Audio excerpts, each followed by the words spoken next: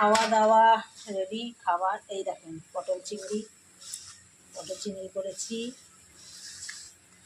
আর একটা হচ্ছে মাছের মশলা করছি। এখনো মাছটা রেডি হয়নি। ভাত আর পটল চিংড়িটা হয়েছে, তার মধ্যে একবার করে রোদ আর একবার করে বৃষ্টি ছুটতে হচ্ছে, বুঝেছেন?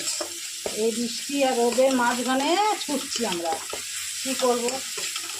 এই যে মাছের মশলাটা করছি, এখনও মাছটা ভেজে রেখে দিয়েছি।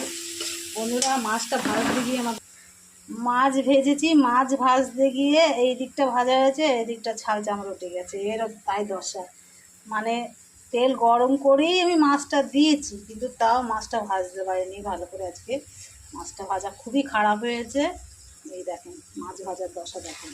তো কী করব, মাছটা ঝাল দেওয়া করবো না, একটু মশলা দিয়ে করবো, হালকা মাখা মশলাদার করবো।